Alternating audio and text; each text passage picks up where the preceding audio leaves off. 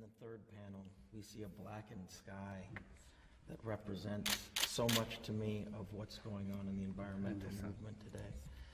Yet in the back, you have Hieronymus Bosch painting planet Earth when many thought that the Earth was still flat. So it represents to me the promise of the future and enlightenment. And it's representational of your view here as well. I wanted to give you this book as a gift.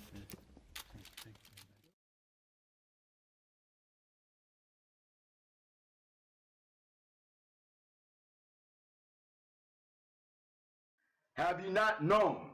Have you not heard? Have it not been told you from the beginning? Have you not understood from the foundations of the earth? It is he. It is he. It is he, not she, that sitteth upon the circle of the earth. It is he that sitteth upon the circle of the earth.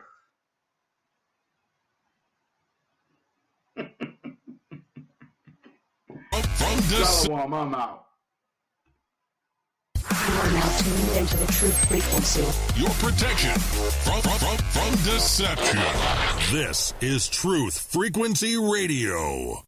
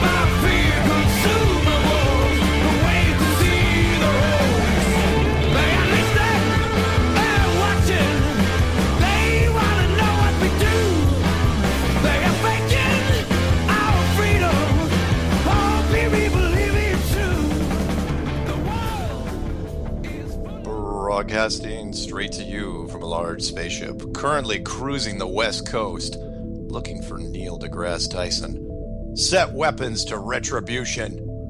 Try dropping that microphone in a room full of flat earthers, Neil. What do you think happens then? Ooh, I don't want to think about it. Hello, everyone, and welcome to Strange World, where the truth is often stranger than fiction.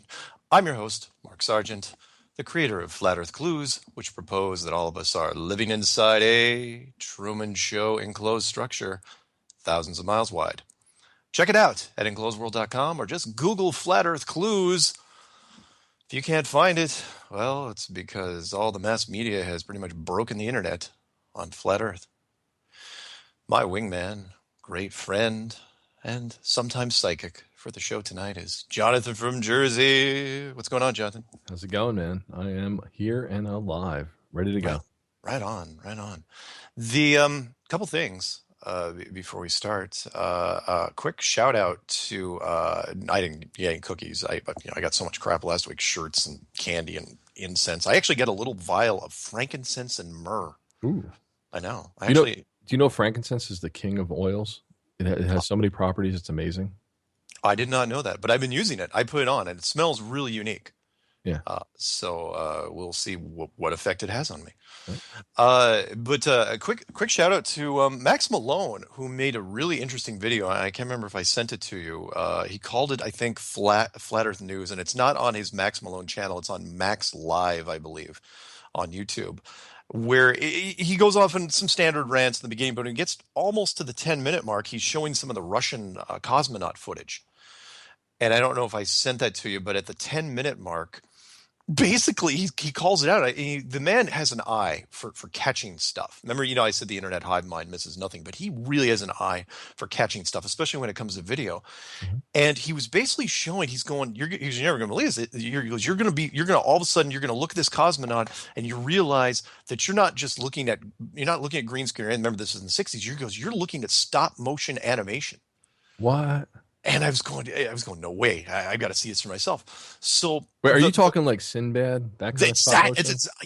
You're doing it perfect. That's exactly what I said, because we all know, if you're old enough, you remember the back before Star Wars and green screen. Before there was green screen, there was blue screen, and before that, you had some different other things. But stop motion was basically the top of special effects, and that is you take a picture. Yep. You leave the camera perfectly stationary and you move objects but if you do it smooth enough, it turns out okay, but it still looks like we all recognize, we know what stop motion animation is. And by the way, on an aside, that's the same guy that did Clash of the Titans. They used the same person. There you go. Yeah. Okay.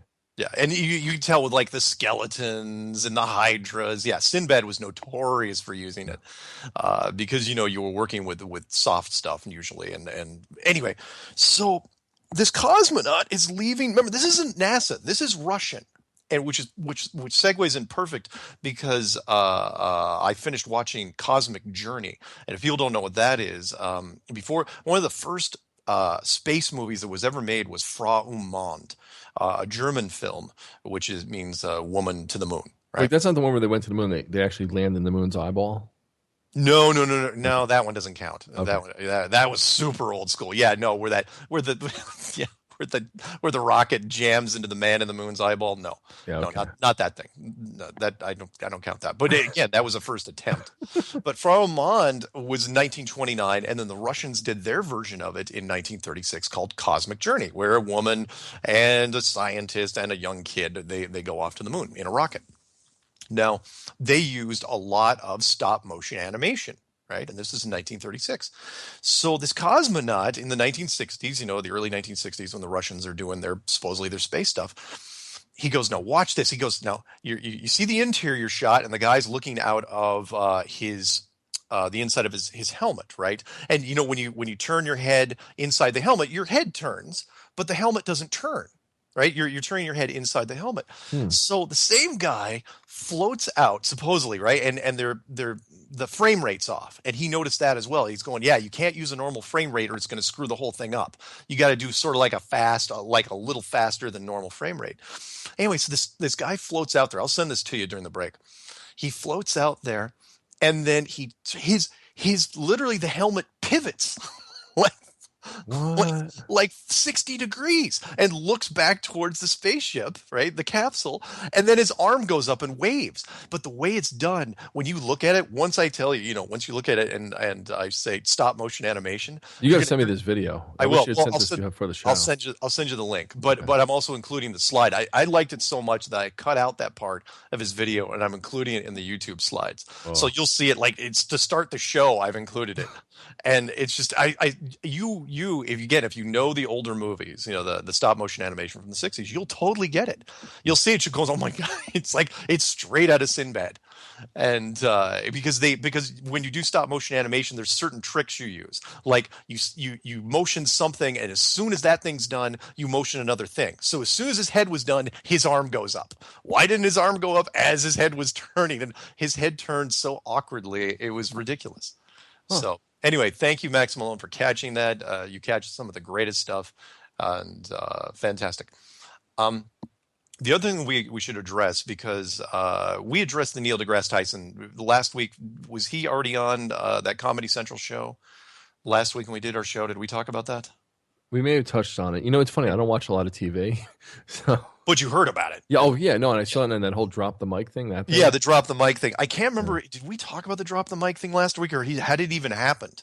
Did it even happen until Tuesday night after the show? I don't recall. Time goes so fast. It's all right. Well, anyway, everyone knows what happened when he dropped the mic and the internet blew up and everybody covered it. Now there's even residual stories. Even today, I think the Washington Post said, lessons we learned from Neil deGrasse Tyson. And Neil deGrasse Tyson's, what'd they call it? His long pedigree. Oh, it irritated me so much. Anyway, so we won't have to do that. If you guys want to look up, just type in flat earth, click on the news, and you'll see all that happened. But people were emailing me and asking me if I had an opinion on the Morgile Matt Boylan thing. And I will set this up for you because I know you're coming in from the outside, so you don't know exactly what happened. Yeah, I only hear rumblings. Like people are like, "Do you know what's going on?" I'm like, "You know what? I got enough drama in my life, but go ahead. I want to hear it right from you." Okay, because you're fair and impartial. I try to be. You're like And- Fox News. No. Yeah, exactly. You've entered the no spin zone.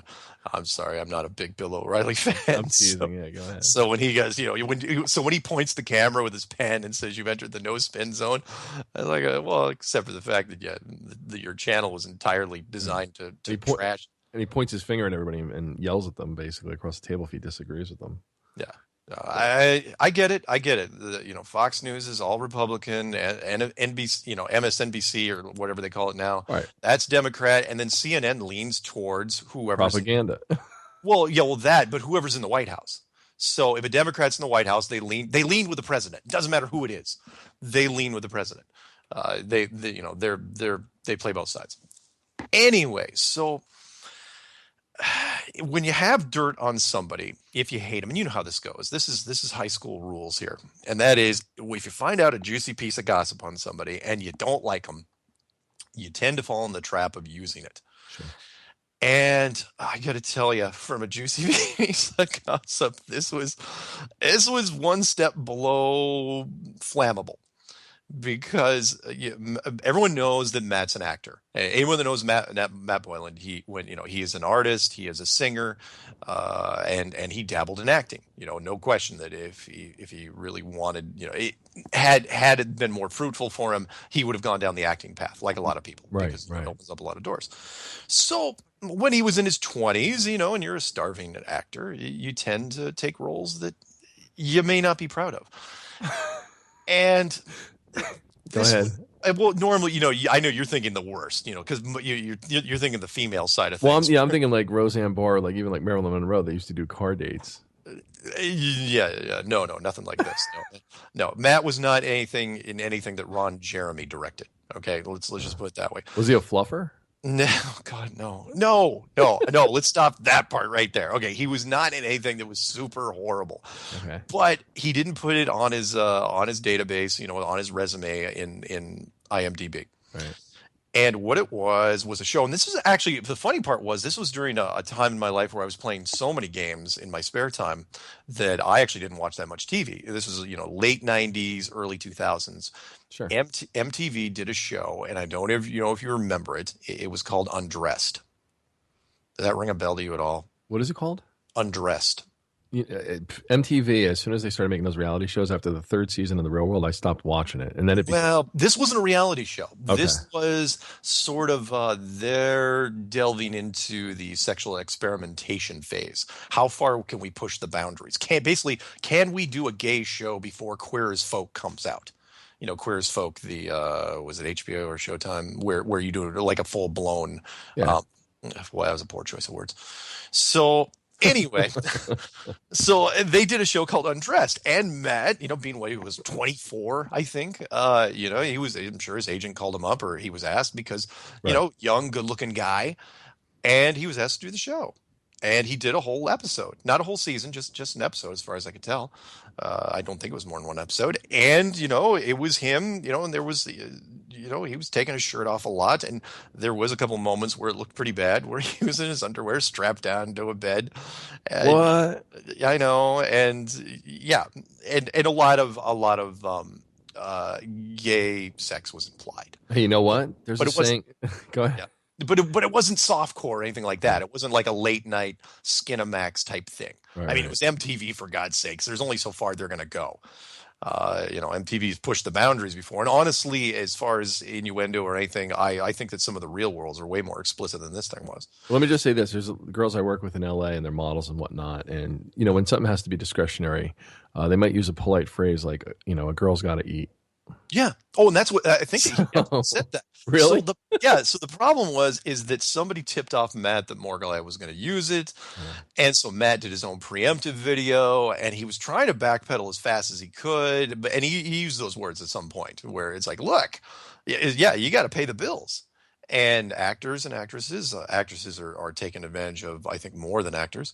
And, he did this, and but he unfortunately made the mistake of not just owning it, put it on the IMDb. So if somebody asks, hey, it's like, yeah, it's public record. There it is right there. Be as transparent as you can. And so the Morgal used it, and there was back and forth, and it got Really? Yeah, it got pretty ugly, and I felt bad because it shouldn't have come to that. And Why? Can I ask you a question?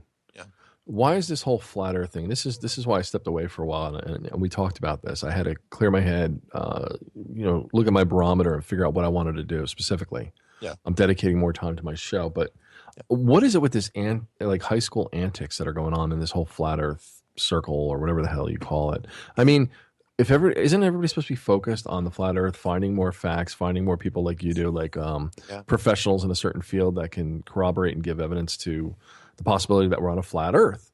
Oh, So agreed. why this high school BS? Like, who really? I don't even care about Matt Power. The only time I hear his name or think about him is when you bring him up or somebody else. Like, you know what I'm saying? Like, I don't Yeah. understand why this pettiness. It's well, there's lots of reasons. I'll give you my top two. All The right. first is that the flat Earth, from what I can tell, and you and I discussed this a little bit because you've actually kind of you were the first person to warn me about this a long time ago, and that is it tends to create in some people a little bit of it amplifies things that were in them to begin with. Mhm. So if you were open-minded before, you're really open-minded now. And if you get into flat Earth, because that's the biggest thing there is as far as open-mindedness goes, unless you're talking about the actual meaning of life and the possible what happens when you die.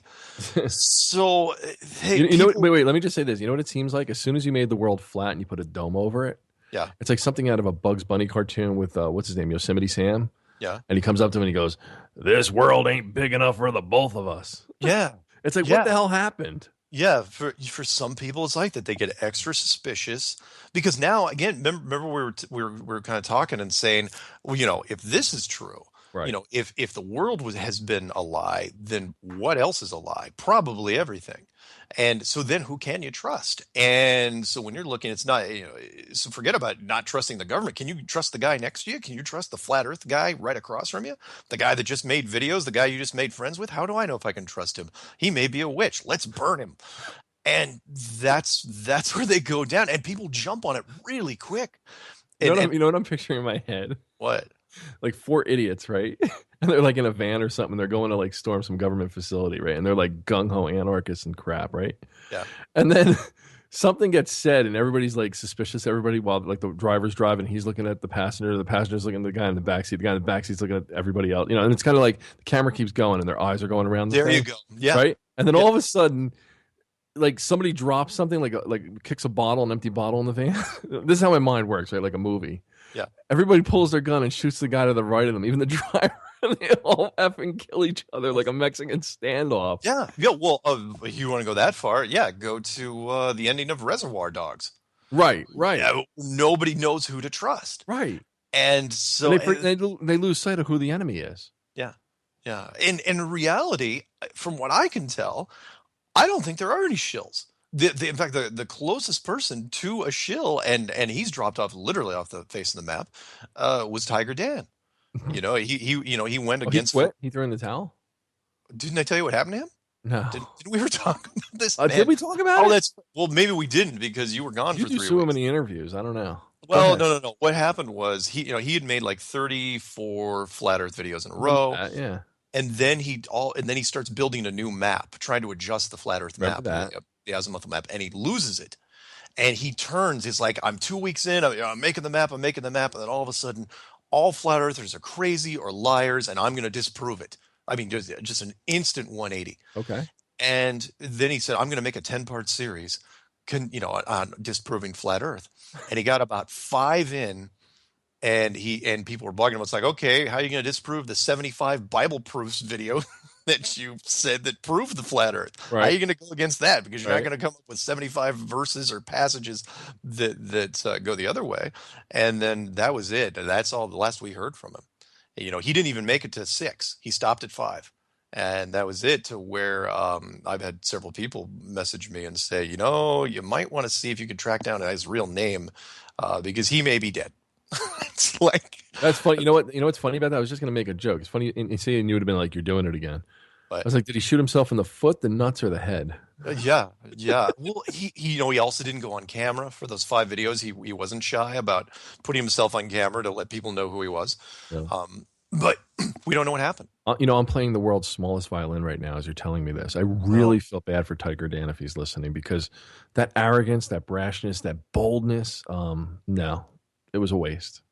Yeah. I mean, you had friends, you had people in the community that would have supported you. You didn't have to be a pompous ass and lose your shit. Let me just say it like that. Well, you're a lot nicer than I am, but Jesus. I know I hear you, but what my in his defense, what I would have done would have been different. If I would have run into, let's say I was working on something, Right. and there was something in it that said, that the flat Earth was the whole model was starting to break down. I would have at very least, called my friends or consulted with other people and say, Right. "Look, I've run into a problem." Right. And, and maybe even make a video saying, look, there's a problem here. We need to work as a group to solve it. The last thing I would do is all of a sudden come out and say, Patricia, you suck. Jaredism, he's a spy, and it's what? Let me ask you this. Yeah. And you're a comic book buff, so you know this answer. Okay. What does every villain and even some heroes make? Like, what's the biggest mistake they make before they lose, before they get the monologuing. The arrogance, the monologue, yeah. Yeah, the arrogance. Even the good guys. Yeah, the good guys, generally, the good guys try not to do it as much. But the bad guys do it all the time. That's why they used it in The Incredibles. They always pointed it out. Yeah. And then who's the one who's always like the silent hero? Like the one who winds up having all the power, like, in spades. It's the one that's the unassuming, the one who's like behind the scenes, the one that the one about. that doesn't talk. Right. Yeah, he's the one that comes in at the end and does wonderful things. And yeah, you're right. And in Tiger's Dan case, I mean, honestly, when I looked, because he literally made it. He said, like part 1 of 10, and then the thumbnail was like a graphic showing 10 boxes. And it's like, how does he know what the 10 are going to be in advance? If he just had a breakdown, I don't think. And why is it such a round number? And why is it exactly double the amount of his 5 videos that prove the flat Earth, where he did a 5-part series? And so people, and he was on, I'll give Patricia credit here, because she actually dug in and looked. It's almost as pathetic as Rocky. It's like they should have stopped at 4 or 5 and it went on to 7 or 8. Well, she was the only person to actually interview him. As far as I think, I don't think Rob Skiba. In fact, Rob Skiba was set up. Rob Skiba on this network, which is TFR. Yeah, I know it, yeah. No, he was set up to do a project, and contact was completely broken with him, and they were both doing the whole Christian angle, the strong Christian angle. But Patricia pulled up a part in the video, and they used it. It was cut up and used in several things, where he was on camera saying, just so you know, I feel so strong about this. If I go and turn against flat Earth, he said when, which was interesting. When I go and turn against flat Earth, it's because I've been tortured, which is so weird. And what do you mean tortured?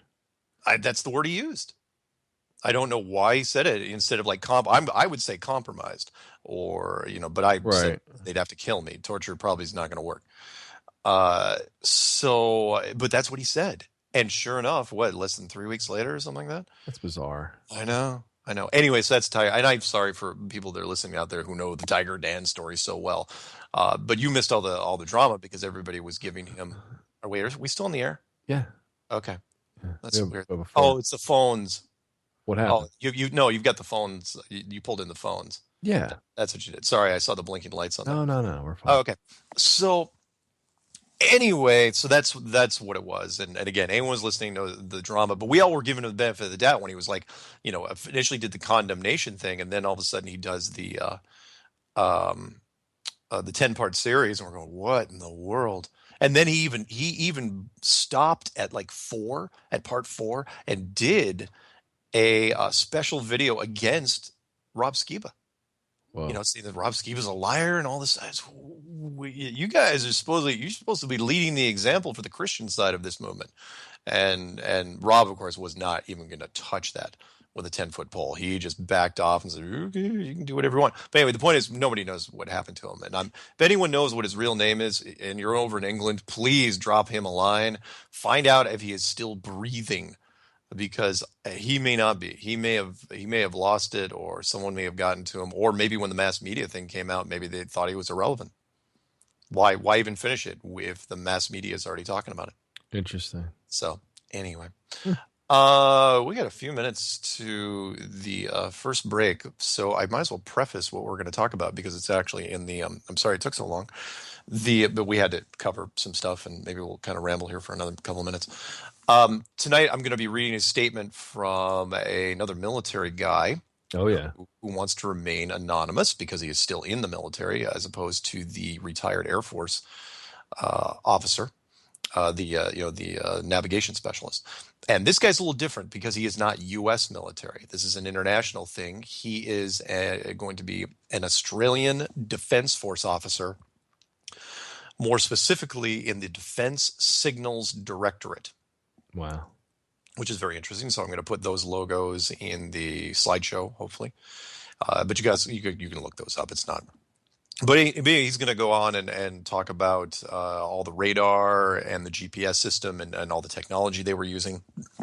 Nice. And his history, and kind of break it down and talk about what people kind of publicly know. I mean, because again, we make a lot of assumptions when it comes to the technology used in the Southern Hemisphere, and here's a guy in the military in the Southern Hemisphere. So it would be, I'm really curious to find out because I haven't even read the whole thing. I've just kind of skimmed it, but it's good. So we're not going to use his name, but it's fairly long, fairly long. So it'll probably last a little bit into the second segment, and then after that, maybe we'll take calls. I won't announce the phone number until maybe we come back from the first break. And then we've got some mailbag as well, some interesting stuff there. Right on. And in the meantime, you know what I'll do? I'll send you when we go to the first break. I will send you, just because I want to see your comment on it, the stop motion animation of that Russian cosmonaut. Oh yeah, because that's just great stuff. But yeah, so that's what we're planning on doing. So wait, now that we're into February, mm-hmm. What do you think the rate of exposure or people becoming aware is right now? Like, do you push the bar up on the time frame? Yeah, but again, it's they've got to do it in stages, and I'm still waiting for some celebrity, friend or not, of rapper B.O.B. to come to his defense. That's who I want, the third person, because all the stuff that's been happening now, the news people can kind of wave it off and say it was kind of a blip, sort of a happenstance type thing. Or a coincidence. You remember, the first time's happenstance, second time's coincidence, third time's enemy action. Tila Tequila was a blip. Bob is definitely, they'd consider a coincidence, but they're not going to look into it too much further. If someone else comes to defend Bob, that's where it turns, and that's where we go from here. And that's where we should be going. Either that or Neil deGrasse Tyson goes on more of the offensive and tries to turn this into, make the flat Earth movement look more sinister than it really is, which we'll go into later, maybe if we have time. Wow. Oh, yeah. And by the way, we're going to break right now. Hold on. So when we come back, I'm going to read the thing from the Australian military officer and take calls.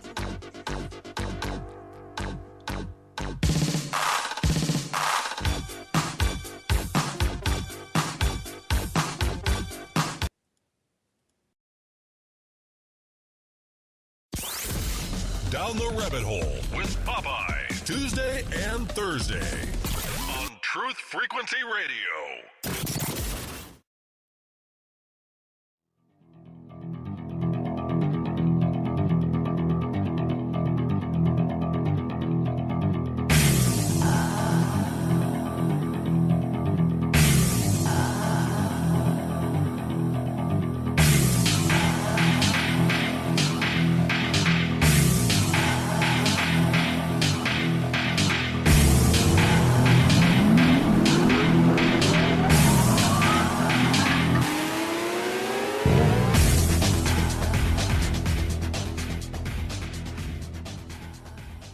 Welcome back to Strange World. I'm your host, Mark Sargent. With me is Jonathan from Jersey, who just watched The Link. What'd you think? It's pretty damn funny, man. He moves like a G.I. Joe figure or something. It's just bizarre. I know, right? Bizarre. Yeah, I know. Yeah, when you get to that 10-minute mark, I've seen it before. We've all seen it, and that is like it's one of those tricks because the helmet swivels really mechanically, and the second that helmet stops moving, the arm goes up, and that's one of the dead giveaways for stop motion. Because it wouldn't be that. It's not that real life isn't that chunky. Yeah, there's no fluidity to it. It doesn't have natural movement. No, it's like head turns, arm waves. Yeah, it's exactly how you would play with, like I said, a G.I. Joe doll, and you would like do Yeah. the articulated movements. It's like, what? Yeah. In fact, people have made stop. In fact, you were probably watch it on YouTube. You can people have done GI Joe stop motion that's probably better than this. Mm. In fact, somebody should make an astronaut figure video to it because. But again, the point is with this is that it's not NASA. That's Russia. That's Soviet Union footage. So, which means they were faking it as well. Theirs was even more blatant, which you can see why they gave up. Oh wait, that was all Russian? That was Russian. Oh, that makes more sense why they were moving like that. Exactly. It's like their music. Yeah. Dun, dun, dun, dun, dun, dun, dun, dun, dun, dun. It's like real mechanical. They were falling behind in the special effects department. They weren't catching. Hollywood was making leaps and bounds, and let's face it, Stanley Kubrick really helped them. Right. The Americans. So the Russians just figured, you want to know why Russia never went to the moon? Because they gave up trying to fake it. Once the Americans decided they could fake it at least passable in the '60s, the Russians said, our stop motion shit isn't going to be able to pull it off. Sorry, I'm not supposed to swear. That's funny, man. Yeah. Hey, by the way, quick comment that came in from a friend of ours. Uh-oh. No, it was just about the Morgile thing because it was a little comment that says the Morgile actually likes Matt Boylan / Matt Powerland and respects him as somebody who first opened his eyes, and he was let down by his idol. And interesting. So, and to this person, yes, I will send you the Max Malone video when I get the chance. But right now, we're gonna read through this testimonial, which will be added to the testimonial list, and this will be testimony 11, in case anyone's keeping score at home. Who have we done so far? We have done United States Navy missile instructor, U.S. Air Force navigator, U.S. Marine Corps sniper instructor, U.S. Navy submarine chief, U.S. Army artillery radar operator, a flight instructor out of Iowa who owns his own company, industrial engineer specializing in valves and seals, a career surveyor of 32 years, an international shipping expert, and a corporate travel agent. And now, added to that list, and these are all people that are, corroborating everybody else's story. They're all saying the same thing. Nobody's arguing with each other. They're all saying, yeah, from what we can tell, there's no curvature, there's no Coriolis effect, and all the maps are wrong, and the Earth is not round. It is flat and possibly enclosed. So with that, let's go to this guy. Okay, you ready? Go for it. And by the way, feel free to chime in if you know any technology stuff that, if you're reading into some of this. Okay. All right. So he wants to remain anonymous. I've got his stuff here, but we're not going to read his name. Some background from 1997. David Frost. That's his name. No, I'm just kidding. Go. Patricia Steer actually has his name. Email her now and demand it. From 19, actually Orphan Red has it, and so you should send pictures, horrible, obscene pictures to her. From 1997 through to post 9/11, I worked in signals intelligence for a branch of the Australian Defence Force called the Defence Signals Directorate. For a period of time, I was based at our prime intelligence facility, but had worked alongside U.S. intelligence officers since I began, primarily USN, United States Navy, liaison officers. Before I kick off, let me say this. One of the first things that stood out for me was pilots, navigators, and aircraft crew rarely help higher than secret clearance.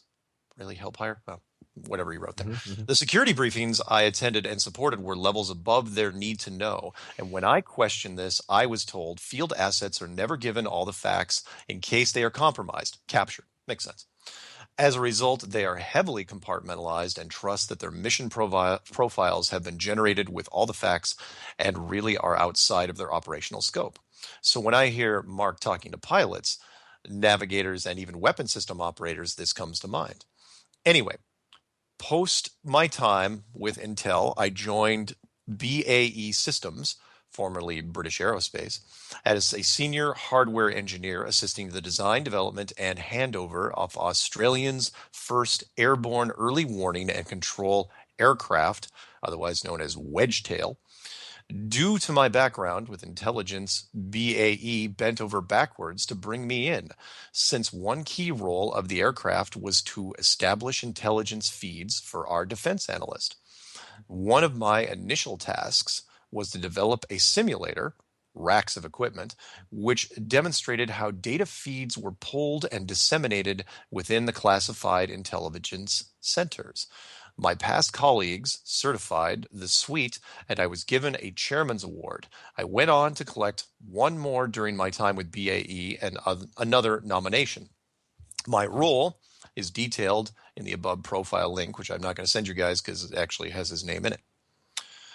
As the project began to wind down, I moved to Raytheon and joined the Air Warfare Destroyer Program, which is our country's first AEGIS destroyer. I have been with them for 7 years and initially joined as engineering lead for the very short-range defense capability. Again, see my link for a breakdown on that. Mm-hmm. Australia has a significantly smaller military than most countries, so we are very good at intelligence gathering and enhancing the engineering of our field assets to identify and reduce vulnerabilities.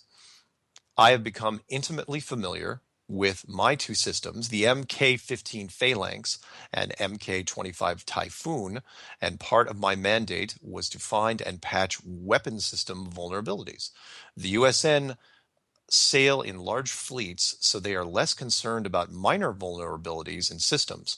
We do not have the luxury, so our ship has evolved into one of the more advanced, how do you pronounce that? Aegis ships? Yeah, Aegis. I think Aegis. it's Aegis, yeah. Aegis ships on the water. My systems have been successfully integrated as of November 2015.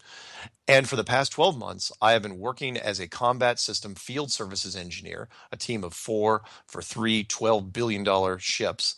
My role now is to support all equipment through sea trials, which has given me unfettered access to current weapon systems, their capabilities, and a conduit to the OEMs, which has led to many interesting discussions over beers. I know, and immediately I think Foster's, Right. Australian for beer, which is crap beer, but okay. Really, I'm not the absolute worst. Is it? I'm not a beer guy. I drink wine. I drink mixed drinks. I'm not even much of a champagne guy. Anyway. No, they'll tell you. They'll laugh if you say, do you like Foster's? They'll say, "Are you kidding me?" Really? Ask Steven or somebody next time they call in. I suppose they don't like Crocodile Dundee either. I wouldn't know about that. Look up Crocodile Dundee when America was in love with Australia back in the 80s. Anyway, the Typhoon system, for example, has an aerospace top light camera optical system on a ground-based 25-millimeter chain gun. Its active range is to 3 kilometers, but the top light allows you to range much further. When accepting it in Israel, I was ranging targets with the laser at 35 or higher kilometers away, nothing to account for curvature. Our ship uses GPS and as a secondary only. For years, I have been aware that should war break out, the civilian band GPS is shut down and only military band is available. We have military-controlled GPS antennas called daggers, which is DAGRS, which we use as a backup only for our weapon systems when in a war zone. It's recently come to my knowledge that shutting down civilian GPS is done through electronic warfare jamming, not shutting down satellites, which our ship is very capable of doing, as it is the Wedgetail AEW&C I worked on prior to this program, which means GPS is carried on a spectral frequency like radio waves. Our electronic warfare capabilities provide the ship with far superior position location compared to the GPS system. Observations. When I was working in the Australian Joint Intelligence Center, one of my tasks was to maintain SATCOM intelligent feeds and data links. I won't get into detail, but a few things have always stuck with me. Engineers hold higher clearance than analysts. This is because we may be exposed to higher intelligence during the process of gathering data. Logically, to better support the analysts, I was working in isolation of orders and outside my compartmentalization to establish a map of sorts for my feeds and links. This was telling me that all my data feeds were coming from ground-based sources, which I initially translated as the satellites were beaming data to classified ground installations, which were relaying the data to us. All right? The reality, though, was nothing more classified than us. We were the intelligence hub. When confronting my commanding officer about this, I was told I was operating outside of my clearance and ceased any further investigation.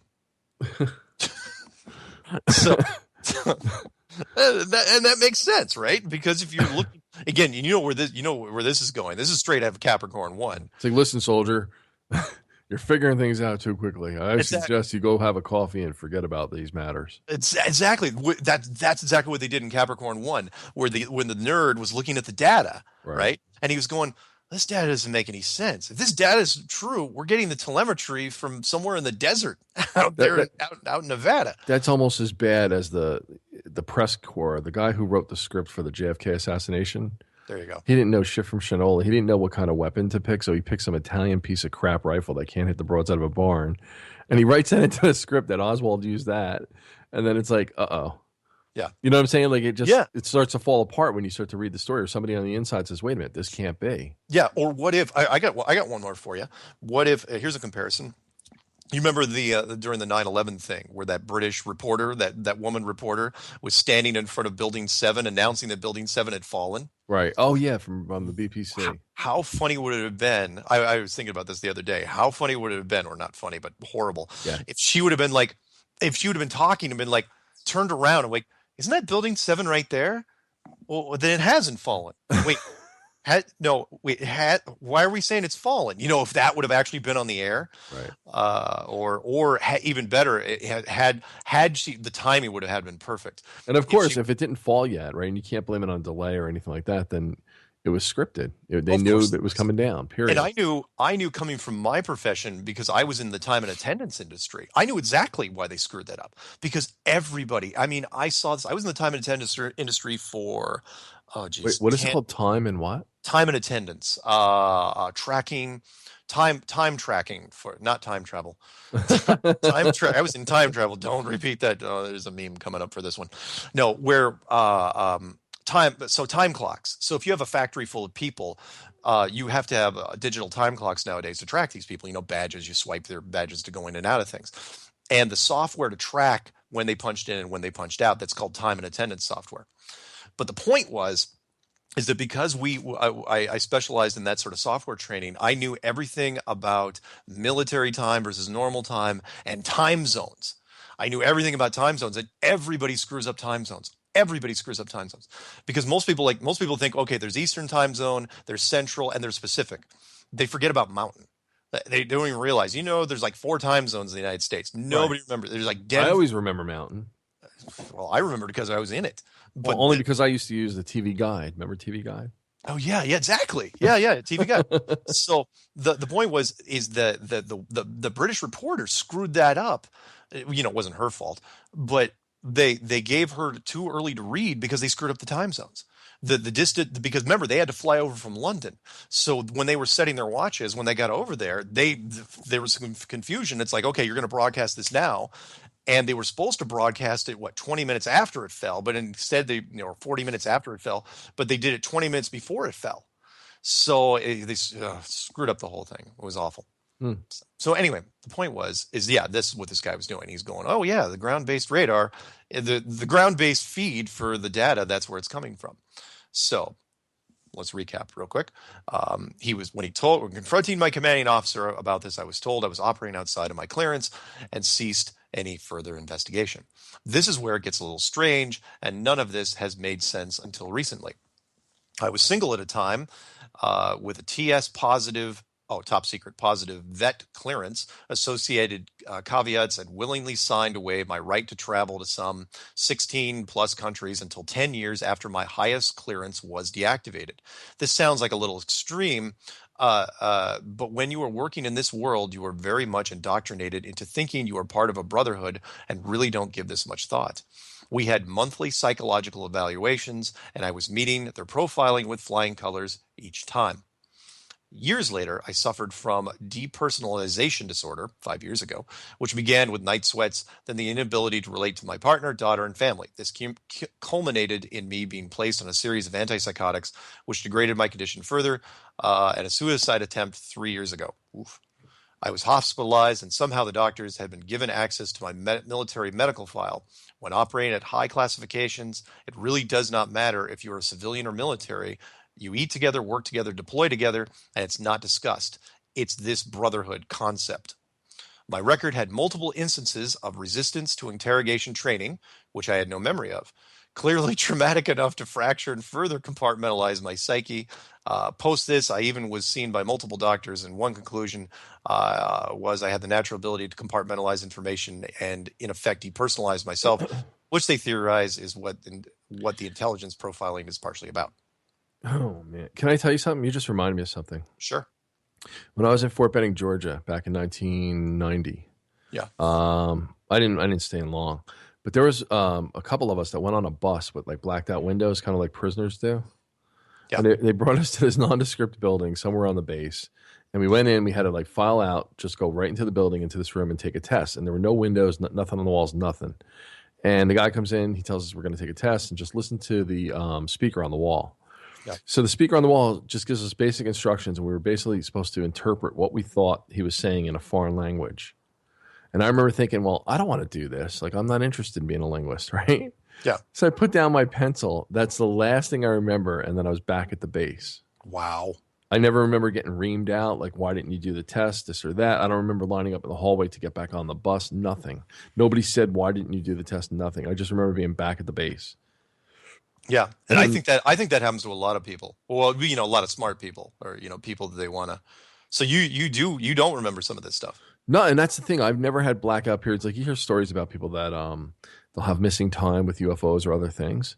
And it makes me think time and again, like, there really is, it's military workings, and it's like hypnosis. Like when you see it on stage and they make people forget their name or their, spouse or whatever the trick they do if the mind's susceptible. But I've been in altered states since that time, and it always comes back to that thinking, I just want to know what happened for that segment of time. Like, yeah, it's weird, because if you disobey an order, if you're taking a test like you did when you were back in high school, right? The little fill in the dots. It was that kind of test. Don't you think if I refused and I sat there with my arms crossed, the drill sergeant or somebody would have walked in and said, "What the hell are you doing?" Yeah, I don't remember any of that. Ugh. So when I hear this story, you're just giving me chills. Yeah, and again, I know that I've read many things on it where the military, it's kind of their version of punking you, only it's punking you for real. Where they have to test you. They need to know. Look, if you're going to be in intelligence, they need to know if they can trust you, and if that means putting you in a compromising position, even though it's completely staged, they need to know what you're going to do. And it sounds like he was part of it at some point. Wow. And they said, he goes, in effect, screening for what could be diagnosed as mental illness to exploit for trauma-based mind conditioning. And the rest of this isn't that long. We can finish it before the break. I'm telling you this to help you better understand what comes next. While at work, a few things happened very closely together. Myself and two other colleagues were approached by my commanding officer, a Navy commander, and given a verbal invitation to visit a club and join them for dinner to aid our career progression. Not thinking anything was amiss, the three of us went along after work one Friday night to Lodge Kellerman in Sydney. Of course, realized when we were there that it was a Masonic lodge. Later learning, a very exclusive lodge. We were expected, split up, and invited to our tables for dinner. I can't speak for the others, but my time was clearly an interview, but enjoyable. The 5 people on my table were all senior and influential: the Australian director of NEC, a Coke executive, director of technologies companies. Went back several times over the following weeks, passed my interview, paving the way for my first Masonic degree. Then almost immediately after my acceptance in this club, within 2 days of my interview, I was pulled into a senior officers meeting and offered the opportunity to work at one of our joint remote intelligence posts in Antarctica. It was explained to me that I would need an American green card to work at the base, but it would be fast-tracked. Again, at the time, I did not connect these dots. Looking back at it now, I have no doubt I was being groomed to further facilitate this cultural doctrine. Then fate stepped in. I had been seeing a girl on the side from the UK who had fallen pregnant. She later gave birth to our daughter in the UK. This instigated my leaving intelligence and joining BAE with the mindset of joining a British company to transfer to the UK. A whole nother story, unrelated, but certainly changed my path. And then you're welcome to disseminate this, leave my name out, and cheers, all the best, and thank you for helping me pull the pieces together. So basically, the flat Earth helped him, kind of put, the final dot on an unfinished story of his. Sure. Which was he was a high level intelligence guy. Then he was asked to be a Mason, and then they were going to eventually ship him off, an intelligence officer, down to Antarctica. And because he got his girlfriend pregnant, that was it. Then he had to divert off, and they ended up getting him. But to our benefit, because had he not been in that position, we would have never heard from this guy. So Wow. I know. Wow. How interesting is that? So he wants to be interviewed on top of this or no? I don't know if he's listening now. If he has something to add or a lot of little details, I'd love to talk to him. But he is currently employed, and I don't know. Does he have? Yeah, he still has an active top secret clearance, so I don't think he can actually talk about it that much more. I mean, he's given up a lot of stuff though already. Probably too much for a top secret clearance, because I think lots of people could probably put that together. But you know what gets me? Like people that have top secret clearance and all that, and they're involved, and then they develop, I don't know if it's a conscience, but something along the way, like there's a part of them that wants to get the story out. Yeah. And they're so, like, when you talk to them in private, they might be gung-ho and all this other stuff. And then they get to that brick wall, which is like their tenure or their pension. And they just, all of a sudden, they retract it all back. Yeah. You see what I'm saying? It's like, well, yeah, I discovered this. It's like, and pick any industry, pharmaceutical, whatever. We figured out that we were actually poisoning the population. Yeah. And, even though I have certain religious beliefs or certain personal ethics, when it came down to it, when I looked at my years of service and I saw I was 2 years away from my pension, yeah. I had to throw my hands in the air and say, what am I supposed to do? Yeah. That's all right. Burn in hell. It's okay. Sure, 2 years, no problem. Get your pension. Enjoy it while it lasts. Yeah. Cancer, don't worry about it. You might just, get it because karma deserves, Exactly. Hey, by the way, did you ever hear my did you hear that 3-minute rant thing that I put out there that I set to that Oh, yeah. The rap thing? Yeah. I put it out there initially as sort of I was really worked up about the whole science thing, where Neil deGrasse Tyson kept saying that, science doesn't have to really worry about a debate because science is truth. Therefore, why would you even debate it? Science is fact. Science is truth. And that's where I was kind of, I'm not necessarily trying to lead a war against science in a capacity, but there's some, you can't necessarily trust science with everything because they're influenced like anybody else, which is why I said, yeah, science, without science, we wouldn't even be talking right now.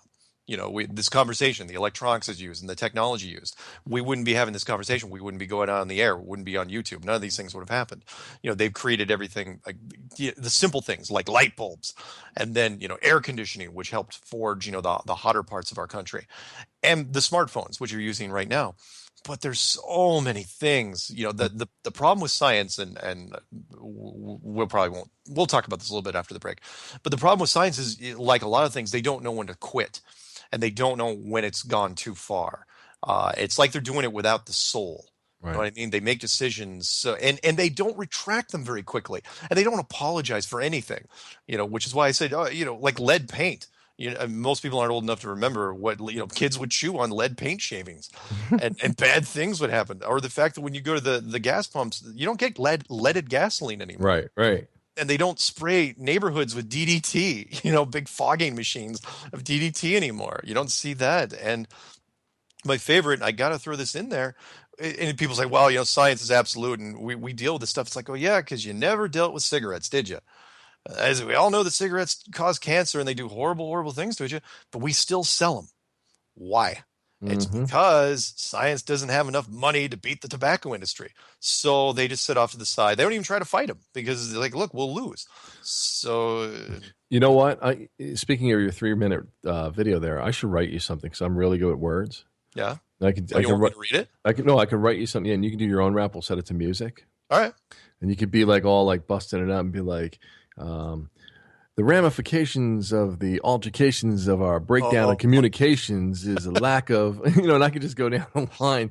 It's almost like that old skit on In Living Color when the guy used to use big words just to sound impressive. I will try. My first rap attempt was, well, it wasn't pretty, but yeah, I'm sure you could probably write something good. I could slam it down in 15 minutes tops. Really? Maybe 5.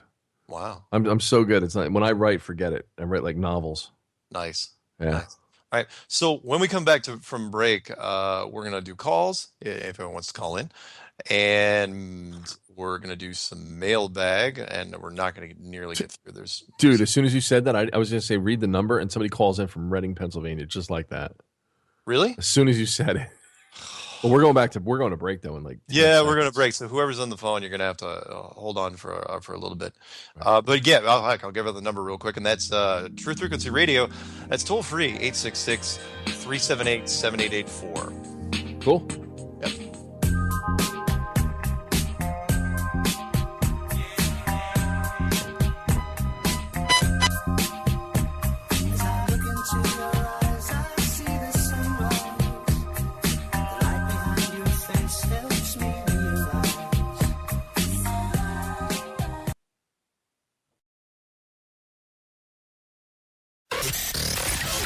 Real people, real radio.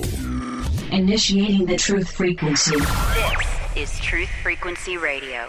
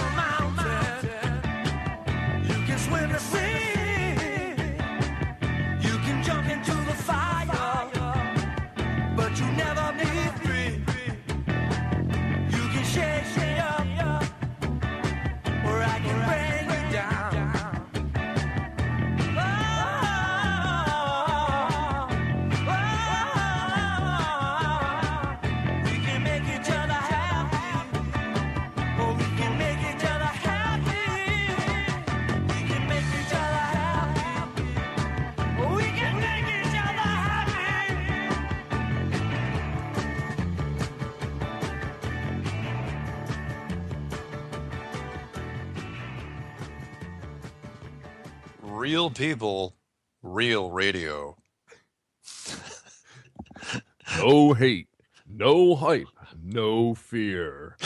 This is TFR, Truth Frequency Radio. TFR. Chris and Tree are going to love that. I love when he said, there's that one where he's really forceful. It sounds like he's on the can, just like trying to squeeze one out. Yeah, having a grumpy. Yeah, he's got pipes too, like John B. Wells. He kind of sounds like him. Who is that guy anyway? I have who it is? no idea where they got him. They maybe be wrong. I know who he is. He's that homeless guy with the golden voice. Oh, we should get him. He would be cool as hell. Somebody should get him for some stuff. Anyway, before we grab this call real quick, I want to read this real fast. I'm going to squeeze in again, poor choice of words. The some quick emails. This one is from the reason I want to do this one. This is from the Air Force guy. He actually wrote after I did the show with him. It's from Thomas. He goes, Mark, haven't been able to stop researching since last night. I'm getting deep into gyroscopes and the folk-cult pendulum realm, learning things I never imagined before that are quickly becoming what could be the cornerstone slam dunk of everything that regards to flat Earth. It seems many are waking up to all this. Flat Earth is the end time wave, man. A giant tsunami-sized wave. Let's keep riding that wave. Thomas. And that was written before the BOB thing came out. That was written on the 20th. You know what's funny about that, though? A lot of these guys, if they have technical know-how or they have certain rank and clearance, it's true that oxymoron is, military intelligence is an oxymoron. Yeah. Because even the information that they get, that they're privy to, is compartmentalized. So, you know what I'm saying? When you think about it, true intelligence, true discovery, you can't have those boundaries put on you. You can't have those parameters. You have to give somebody carte blanche to say, okay, explore this as far as you need to explore it. Yeah. Right? Yeah. So it's interesting that with their background for 20 years, they never thought to look in certain directions. Then they get out, or you suggest to them, have you ever looked at this? And like, oh my God, I never considered that. Like, anyway. Yeah, absolutely. Yeah. Again, this we've seen this time and time again where people are just opening. It's like, the perfect example was the flight instructor out of Iowa. Right. He flew his entire life. Why would you ever look for the flat Earth? Yeah, and this is what people don't understand. When they say conspiracies like the Boston bombing hoax or Sandy Hook or 9/11, whatever you want to pick, and they say, oh, if it was that big, that too many people would come forward, too many whistleblowers. Not really. Yeah. Not if you're feeding them the script that they just have to act a certain way dutifully. Yeah. You know what I'm saying? If you don't let them on that it's a hoax or it's a a drill, how the hell are they going to know? Yeah, agreed. It's kind of like Capricorn 1. Remember they all got in the capsule? They thought they were going to Mars? Yeah. And then he tapped on the thing with... Tap, Oh, yeah, tap, you're tap. not going anywhere. You ain't going anywhere. Come with us. All right, listen, we got 2 callers back to back. All right, Let's bang them out. Let's hit them. What do you got? All right, first one's been waiting patiently. The guy's from, or she's from, whoever it is, Reading, Whoever it is. Pennsylvania. Pennsylvania. Who do we got? No, I'm a dude. I'm a dude. Wow. You sound like you're in a drain pipe, Yeah, what are man. you, underground or in a NASA Yeah. swimming pool? Yes, I am. All right. So I have a few questions about that Fort Benning story. The what story?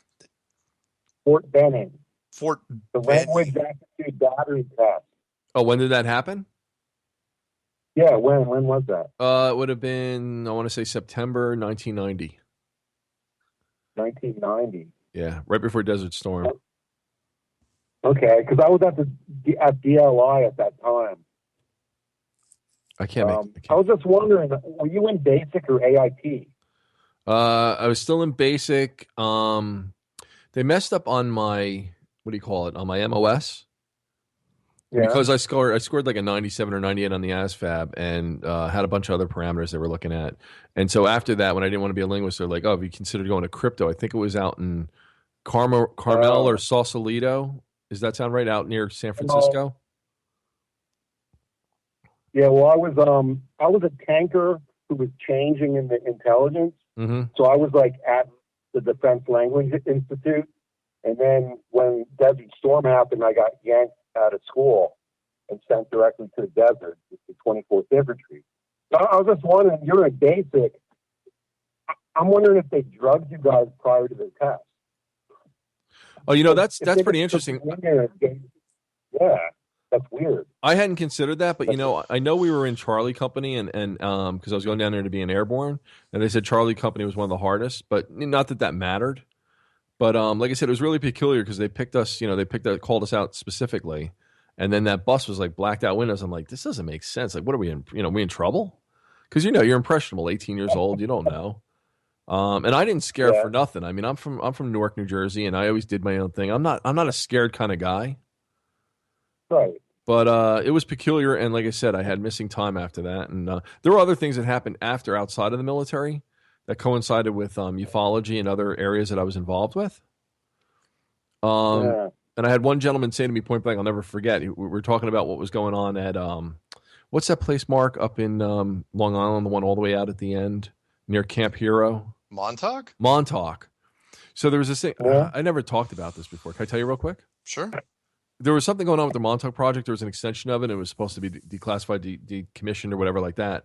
And he was getting me involved with people. And he says, I'll tell you right now. He goes, if you get involved, he goes, just know what you're committing to. I said, what do you mean? He says, exactly. You don't know what you're getting committed to. He goes, here's a phone number. And he gave it to me. I never called. I never followed through on it. But that's another story for another time. All right. What did your MLS end up being? I want to say, and I apologize because I don't even have my DD 214s from Fort Lewis when they give you the discharge papers. Yeah. I think it was 10 X-ray. They wound up throwing me right into basic. They wanted to put me on the front lines, and their excuse for breaking the contract was, well, first and foremost, you're a soldier, so that's where we need you first, and then we'll worry about your AIT. Does that sound right? That doesn't sound right to me. I was 10 years Army. So the thing is, though, you went to basic. Did you ever go to AIT? No, because there was something else. I don't want to talk about it on air, but I got out on a health, not Section 8. What is that? Section 9? Is that honorable or just regular discharge? I don't know. Because I wound up getting hurt on my chest, man. There was something that happened in the barracks, and they were screaming. They were reading me the riot act, kind of like they're like, you're a piece of equipment. You can't be doing this, that, and other. So because I got hurt, we were being stupid. We were doing like show off contests, and we had guys like standing on each other's backs to see who could do the most push-ups and crap. And I blew out my. What's that? We used to ride the buffers. Do buffer rodeos. Uh-huh. You get on top of the buffer, the queen would and shine the floor, and then you ride them. Good Lord. Nice. Yeah. All right. Dude. I'm taking you into a sensitive area there. I was just interested. Yeah, no, I mean, I'm not making it up. I just, you know what? I don't have those DD-214s. I don't know where I put them because I moved like several times. I mean, I could always request them again. I think it's Fort Lewis, but what's that? I mean, it's just crazy if you're saying they yanked you guys $300, took you to a facility, and just gave you the language battery without the crypto tabs. Right. It was just all audio, right? And you went to sleep, didn't you? Yeah, and they left you alone. Yeah, I remember hearing the guy's voice, and it was like Farsi or something like that. It was Arabic. It was like, and it almost like in a lull. And I remember putting down the pencil. What's that? Yeah, it was actually a made-up language.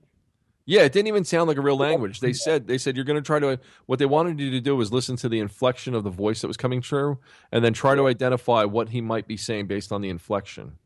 That part I remember. Yeah, I was an overly intelligent tanker, and I like maxed out all the Intel tests. And then they gave me options of what jobs I wanted. Right. So then I chose, intelligence analyst with check training. And then I went to DLI, and there was a delay in my schooling. And I went on leave for a month, and I came back and I was overweight. Huh. And they didn't let me start school. So I was supposed to get sent right back to a tank unit. And my file was sent to the Pentagon, and it was a new command sergeant major of the Army. Mm-hmm. He walked in his first day of work. My file was sitting on his desk, and he looked at it, and he rewrote the whole rules of sending people back to units for being like overweight or something. And so I sat there for like 6 months. I ended up just running the supply room and had a squad of men under me. And then 2 weeks before I was allowed to start class, Saddam Hussein invaded Kuwait, and I got direct orders to go to the desert with the first wave. Wow. Yeah. So then I had a top secret clearance and stuff, and so I did some weird stuff. But I fought my way into the tank unit, and I was actually in the war. Let me just say this, and I have to end this call because we got another caller. But if I knew what I knew now going forward, and that I was going to be in IT, I would have went to linguist or crypto, and I would have gotten that clearance and made $200,000 coming out working for Motorola or whoever the hell would have hired me. I didn't have that foresight at 18 years old. Yeah, I had friends that ended up making a lot of money in Europe and going to Russia and Czechoslovakia and stuff. Yeah, I'm an industrial designer now, so whatever. Well, there's a lot more. I can't say it's Mark's program, and there's not too much more I want to say on air about my past. But I'm gonna just thank you though for bringing up memories that I now have to go to a psychiatrist for to get out of my head again. No, I'm just kidding. Go to the VA hospital. There you go. One flew over this cuckoo's nest. It'll be like that. Exactly. Anyway. All right. Take care. Bye. Thanks. Bye. All right. Hey, Mark. Yeah. I'm traumatized now. I'm having flash. I know. You're hearing helicopters now, aren't you? That's like somebody calling up and say, "You want to talk about your mom on air?" Like, no. Yeah. So if Jonathan starts bursting into like rants saying Charlie's in the bush, and hearing machine gun fire in his ears, you'll know why. Yeah, if you guys start hearing gunshots in the house, right? Like flashbacks, and I'll have that 1,000-yard stare. Exactly. You ever wake up somebody who's like daydreaming or sleepwalking, their eyes are wide effing open, but they're dead asleep? No, but that's because I was a huge sleepwalker. Oh, were you? All the way through college. Are you serious? Oh, yeah. Well, I'll talk about it sometime, not right now. But right, yeah, I was a big sleepwalker. Let's get this next guy, right? Yeah. Twin Cities, Minnesota. Twin Cities. You're up. Hey, guys. Wes States with Flat Earth News. How you doing tonight? It's Wes with Flat Earth News. What's up? What's going on? Go figure. What's going on, How you Wes? doing? Good. How are you? Hey, happy to see Jonathan back. I knew that if I went ahead and offered my services, he would jump right back in. The next week, he's back on the air. Good going, Jonathan. Well,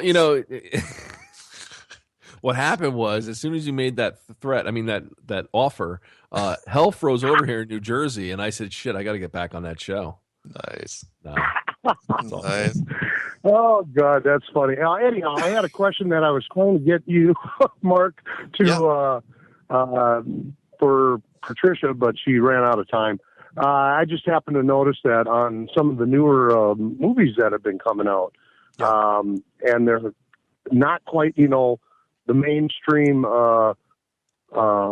movie companies like Paramount and all them. There are all these newer ones that are popping out, and I noticed in the beginning of them, they all are doing the same thing. Got either showing space, planets, or our globe. I was just wondering what you thought about that. Yeah, you're absolutely right. The entertainment industry. Well, look. In fact, I'll tell people this. I was going to address this one of these days anyway. Everything that's come out really since 2015, I'm counting that as reactionary to what the flat Earth movement has been doing. And some people, in the media, be well, that's way too arrogant to say. The flat Earth movement isn't dictating anything, and I say absolutely it is, because the amount of stuff that's been happening in both NASA and mainstream media. Look at NASA real quick. I'll just run it down. The first blue marble shot of space released in July of 2015. The first, and that was from one particular satellite. Then you had the moon transiting in front of another satellite. Then you had a third satellite that was supposedly going over the moon. That was taking high def pictures, only single shots. Then you had the what was it? The Hamanwari Japanese satellite, geostationary satellite, which is supposedly now taking, and those are really beautiful, I would admit, taking beautiful high res shots, geostationary shots of the moon, motion, full motion video. But it's like, look, if it happened in 2015, that means you just put it out there. Why all of a sudden this big influx of things that are showing the Earth from space? And don't think for a second also that The Martian, with Matt Damon, why is that nominated for an Academy Award? And looks like it's going to win some. I watched that movie. I downloaded it, watched it. It was literally just an extension of Mission to Mars with Don Cheadle and Gary Sinise and Tim Robbins, if I'm not mistaken. And why is this movie nominated for Academy Award? It wasn't like Interstellar. This movie was not that great. In fact, I think it even won like a Golden Globe for Best Comedy. Yeah. So you're absolutely right. They're doing a lot of stuff, and don't think for a second that the revival of the X-Files for that 6-part series. Why did that come? I know, that's another thing. That's another thing I was going to talk about. Yeah, X-Files has been dead for 13 years. And then all of a sudden they revive it for a 6-part series, and during the first 2 episodes, the week of the first 2 episodes, rapper B.O.B. comes on with the flat Earth thing, Neil deGrasse Tyson does his thing. And then this week they're still absorbing that. Who knows what's going to happen during the final week next week? Why are they redoing it? It didn't. Why didn't you do it 5 years ago or 3 years ago? Yeah. So, anyway, I wish Dan Aykroyd would pop out. That would be really cool. Oh yeah, he would be a good one because he's a conspiracy guy. Yeah, he'd be great to talk about that stuff. But I still love the inside joke that I don't think a lot of people get, which is the show intro for Jeranism, which is that line that Dan Aykroyd said from the movie Coneheads, where he laughed. He goes, astronauts to the moon, right? And right. That was, when they were joking, that was a little inside joke where they were laughing that, they were laughing about it. No, they weren't just like making fun of Earth technology. They were saying like, yeah, like Earth people sent astronauts to the moon, whatever. And it's a great inside joke. I love it. Yeah, it is. I mean, I see so many. I'm catching more and more stuff on older movies that I've watched and loved in the past, and sometimes it's even bearable to try watching them anymore. But it's Don't worry, man. It's going to come out. The mainstream is absorbing this thing right now, and again, I'm waiting for the third person or something. Something in the entertainment community is going to change this. I know it is. Yeah, I hear you. All right, guys. Well, I'll take care, and I'm glad to see you're back, Jonathan. Thanks, buddy. I'll talk to you soon. All right. Later, guys. Bye. Right. And by the way, Mark, real quick. Yeah, that was Wes from Flat Earth News. Yeah, what? No, I said 10X. I meant 10P, but it's 18X. It was the course for special forces. Like you could recruit in on that option. Yeah. And then you're at least given the opportunity to see if you can make it. So it goes by way of basic, advanced. Then you go. You're at Fort Benning, Georgia, for airborne training, and then you go that route. So most guys, I guess, don't make it through. What is it? SOPOC, Special Operations Preparation. Yeah, is the hard part, but that's why I was going that route. Yeah, you're really telling them too much. at this point. Oh, I'm sorry. Well, no, I was the last caller. I didn't want to sound like an idiot. Oh, no. I'm just saying we're on air, man. You don't have to. See, the more military stuff you throw in there, the more you're probably going to end up hurting me. I don't know what we're talking about. Where did my head go? Exactly. Jonathan, I don't. Who are you? Is this a crank call? No. Sorry. Yeah. Well, you can remember because we used to joke about that stuff. I know nothing. I worked at all big corporations without a college education. I don't know how. Oh, wait. I told you about that guy who came in, right? My client last week? Yeah, but let's not talk about that. We won't talk about that at all. Let's not talk. No, that's probably a bad idea. Let's read a couple. Do we have any more calls or can I read a couple of emails? All right. So, Matt Taylor, don't talk about that. Matt Taylor calls in or writes in and says, "Hey, I just felt like I had to take a little time to thank you for opening my mind to the lie we have been told. Thank you, Mark. Hope you continue what you're doing, Matt." Thank you, Matt. Some Russian guy writes, I can't read this. And I got to tell you something after this. Okay. Blah, blah, blah, blah, blah. Nope, not going to read that. Let's see. Barry, measurement. Barry writes, Mark, congrats on the amazing work. We still got time. You were doing with the geocentric Earth model. My name is Barry Begley, and I'm a retired electronics technician with a keen curiosity for all things electronic and mechanical from about 9 years old to present day. The part that turned me on was not the curvature, or rather lack thereof, measurements not correlating with the heliocentric model. The reason, Mark, that I'm writing to you this day is to request a definitive experiment that with your resources could possibly be orchestrated. I realize you had an interview with a retired civil engineer on your program. What if he could be contacted and asked if two more like-minded, credible surveyors that he may even be aware of could place three transits, preferably several hundred miles apart, and the same moment in time sighted in the moon? Each of the engineers would have their own exact locations in longitude and latitude. They would each have their own respective azimuth and elevation measurements while sighting in the moon from their own locations. Would those measurements not yield the necessary base information to triangulate and thus calculate the distance to the lunar surface? Would it not be very interesting to learn the distance may very well be magnitudes different than what NASA and the like are telling us? Thank you for your help. Continued success while you search for the truth. Yours, respectively, Barry Begley. So thank you, Barry. Yeah, very, very possible. Again, we're going to figure this thing out eventually. It's just a question of time. By the way, did you listen to my program from last week? I listened to part of it, but then I got sidetracked with with the infighting. That's all right. There are too many. But I will. I did listen to part of it though. You know, it's not until like the second through the end segments. Like I was talking about Kundalini and awakening, and I don't know if you heard any of that. Nope, I hadn't gotten that part yet. If I seem a little more amped up or more concise or more on point, if there's less ums and ahs and all that good stuff. No, I think you're way clearer than you used to be. Yeah, well, the reason being is because when you raise the Kundalini, it clarifies everything in your body. It's like taking, you know, that movie Limitless. Mm-hmm. It's exactly like taking that pill. Wow, I'm not kidding. I really love that movie, and it's now a television series. Yeah, it is, and it's pretty good actually. But if you gave me like what you're reading in a mailbag, I could read it like without one mistake. It's just like what happens is your mind gets out of the way of your body, and vice versa, and you're able to do absolutely anything. For instance, I got to tell you this real quick. Sure. I went to the Zen Den, and this girl was there, and you know the end of the yoga class was happening. I said, "What's going on?" And she's like, "Oh, I have a flat tire." She goes, "I don't know if I should call AAA. Like, can you help me?" I said, "Sure. Show me the car." I did her jack. I did the tire and everything in under like 4 minutes and 27 seconds. It was just like really precise action. Christmas Story style. Yeah, it was timing, and they're laughing. They're like, "How are you able to do this?" It's like, well, I have like that NASCAR sound going in my head, like, you know. And they start laughing. And I said, no, actually, I said, this is what happens when you raise your Kundalini. Everything is exact. Like you don't get in your way of yourself. Wow. And so like, I wanted to share it with you later on. When you get a chance to listen to that program, I wanted to like talk with you about it because we talk about so many different things. And this is like an important aspect of human evolution. I'll try to grab it tomorrow morning. Yeah, no worries. If I can. Do you want to give out the number real quick before we go into the next segment or so? We're going to break. Toll-free number to call in here at Truth Frequency Radio. That's real people, real radio. Is 866-378-7884. Normally I'd say 866-37-TRUTH, but you're not even going to listen to that. You are going to want me to say the number, which is 866-378-7884.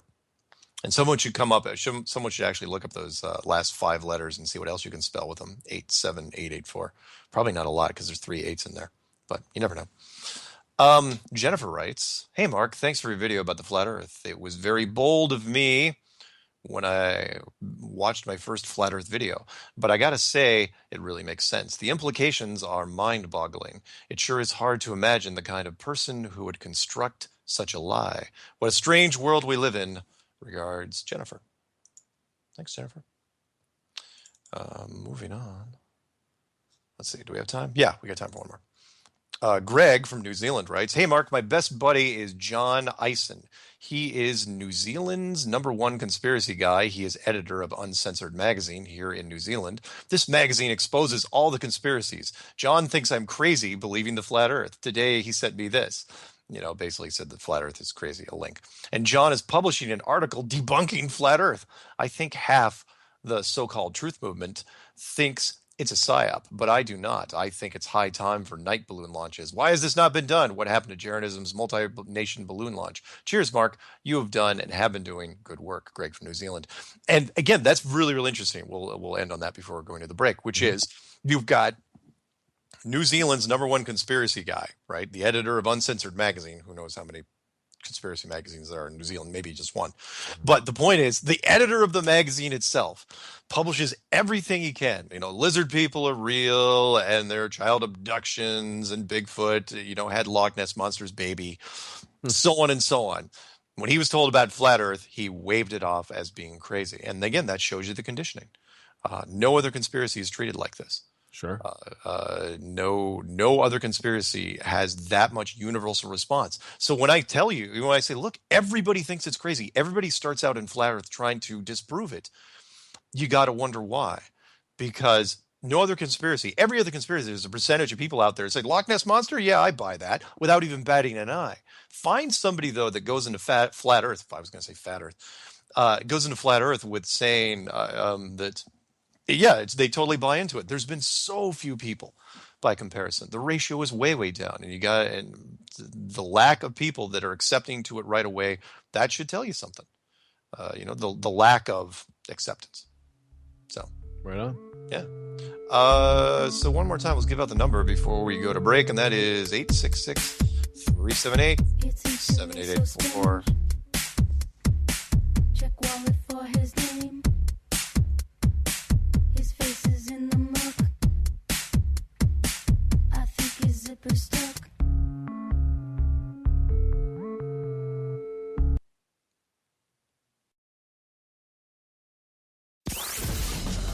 Real Politics with Professor James Tracy. Mondays on Truth Frequency Radio.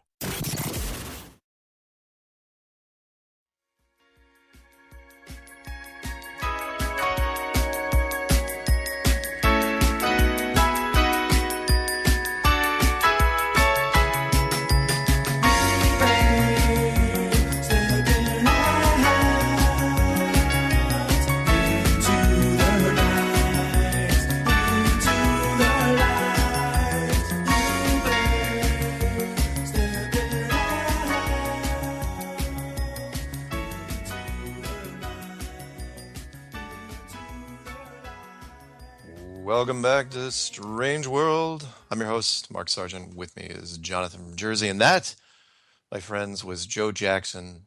Wow. Joe Jackson stepping out from his album Night and Day, one of my favorite early MTV videos. So, phones. Yes. What do we got?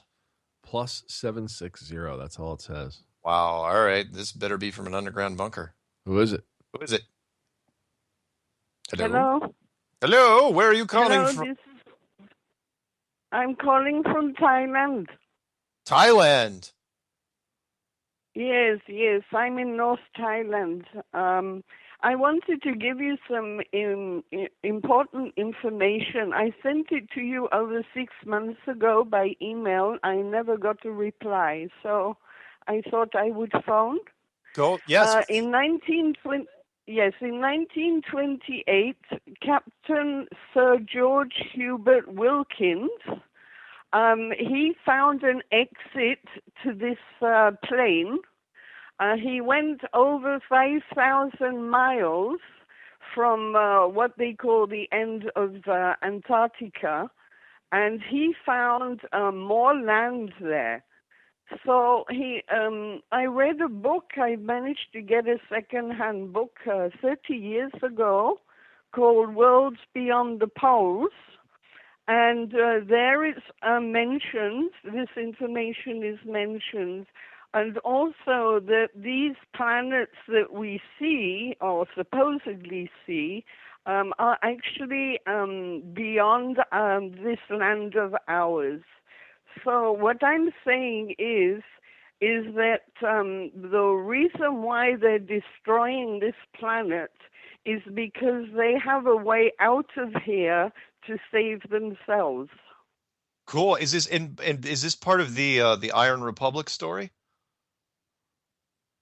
No. It's not part of the Iron Republic. Well, it's similar then. And no, yeah. Well, thank you. And I'm sorry that I didn't get your email from 6 months ago. Yes, this information not only was published in this book, but also it was published in the Dumbrover, which is a Russian explorer magazine. Okay. In 1928. Fantastic. Can you do me a favor, because I get a lot of emails. Send me another email and make it in the title of the email saying I called into the show. Okay? Okay. And then I'll and send me the link and I will take a look, okay? Yeah. Yeah, and also there was a radio announcement confirmed by the press in February 5, 1956. On January, 13 members of the United States expedition accomplished a flight of 2,700 miles from the base at Makoto Sound, which is 400 miles west of the South Pole. And they penetrated a land extent of 2,300 miles beyond the pole. Wow. So wonderful. Send me. Send me everything you got. And also, yes. In this book, I also sent you in this email, but I'll send it again. Mm-hmm. There is, it's a map to show you that the North and South poles are not where we think they are. In fact, I've always said that what we know as the North Pole is the central pole. Yes. The North Pole and the South Pole are actually south of our plane, and they're the two exits. Wow. Send me everything you got, please. I will dive into it as soon as I get it, okay? Yeah. So wait, could I ask a question? Yes. Are you suggesting it could be as easy as that? Like when we heard the cover story by Admiral Byrd, right? He supposedly went underground, right, Mark? Like he found a passage in the North Pole. Didn't he? Supposedly, yeah. Right. I found a passage in the North Pole. So what she's alluding to, and the same thing with the Nazis possibly going south, could Admiral Byrd had found, like she said, that exit to something beyond, to more land, and could the Nazis have done the same when they went south? Very possible. Yeah, well, in the book, Worlds Beyond the Poles, you'll find that he mentions that there's land beyond the North Pole, but I think he's referring to this according to the map that he's got in the book, you know? Okay. Cool. Well, so, that's fantastic. I think the North Pole is not what we call the North Pole. I call it the Central Pole. All right. So, yes, he doesn't mention anything about underground bases that I remember anyway. Okay. Well, thank you very much for calling and listening all the way from Thailand. That's fantastic. Yes. And again, I've always been interested, you know. I've known about this for a long time now, at least 30 years. But nobody was talking about it, and whatever was on the internet was just a load of rubbish. Yeah. even as a child, I always wondered why these explorers, which I was always interested in, why they had to come back the same way. If it was a globe, why didn't they just continue and come out the other side when they went to a pole? Yeah, excellent point. So that's also proof. Sure. Yeah. Well, thank you. Anyway, thanks. All righty. Hey, you have a good Thank rest you. of your morning, okay? Thank you. Thank Okay. you. Yeah. Bye. Bye-bye. Wow. So she has some rare books with that too, then. Yeah, and hopefully she'll send me. And I'm really sad that I missed them, and surprised she didn't write that. 6 months is a long time between correspondence, I would think. Well, she's in Thailand, right? So they're pretty laid back. They're just they're used to getting your car fixed. You can wait 3 weeks. Yeah, there you go. Before we pick up this next call, let me read this real fast. Sean writes, Mark, has it ever been pondered that NASA is actually a monitoring station watching out for God, an early warning system for the powers that be and or adversaries of Christ, waiting for heavenly army signs and activity? Sincerely, Sean. Wow. That's a deep thought. And I don't know if NASA is actually working with God. I think God would probably have a few things to say to NASA right now. So I don't think they're collaborating. But I've heard weirder things. Speaking of weird things, do we have another caller? Let me look at the dash. Not yet. No? But now that you said it, you have that magic quality. You'll just be like... Somebody just popped up? No, not yet. Oh, okay. Well, let me write off the number real quick. Yeah. Toll free, 866-378-7884. Call in now. Meanwhile, Ross writes, no computers. He goes, Patrick Moore investigates flat earth and other theories. No computers, no mobile phones, no internet. I recall adults were much more open to questioning than they are now. They actually got us to think for ourselves. I had no idea Patrick Moore was so open-minded or outspoken. In the day when independent thinking out loud was allowed and you were not labeled or called a conspiracy theorist just because you questioned the status quo of things that your government or schools said. Opinion by Ross. Thanks, Ross. Sometimes I get those. Nikolai George writes, he's kind of late to the flat earth thing, but he was collecting episodes for shows that are kind of talking about flat earth or flat system. He goes, list I came up with so far is this: Stargate Atlantis, season 2, episode 12, Stargate Atlantis, season 3, episode 20, season 4, episode 1, season 5, episode 20, Stargate SG-1, season 10, episode 20, Star Trek Voyager, season 6, episode 1. Remember when I said that nerds will absolutely scour everything?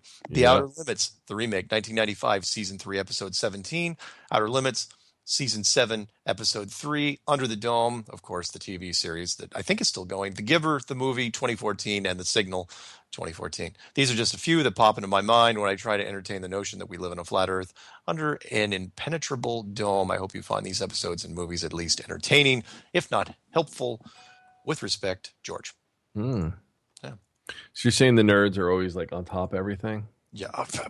Most of the time when I tell you something, it's because somebody's already written me. There's already emails in my box, usually first thing in the morning, and they're dead on. It's like, hey, did you see that? And it's great because they'll send it to me and they'll say, did you see this? And I look at the original source. The original source is 20 minutes old. It's like, no, I haven't seen this yet. All right, let's see if the nerds are listening. They can call this one in next week. Maybe you're a nerd. You'll understand. Ready? Okay, go. When you said about setting your phasers to what? Stun against DeGrasse Tyson? Oh, my phasers are going to be set to retribution. Oh, retribution, that's it. I was going to say, why not just use a Varon T disruptor? Okay. Is that too obscure? Nope. Varon T disruptor. Don't even tell me you know what the hell I'm talking about. Do I know? Yeah. I'm not going to say it on air because I want people to guess for next You week. really know? No, I don't. Okay. Honestly, I don't. I'm not even going to type it in because that's what people will do. All right. They'll try to find it. Anonymous writes, hello there. I was wondering what exactly are the stars? And you got a call, by the way, so when you're ready. Okay. Are there other worlds like ours? What is Polaris and why is it in the center? What are the stars? They could be a great light show, or they could be sentient beings, for all we know. And why is Polaris in the center, at least in the north part?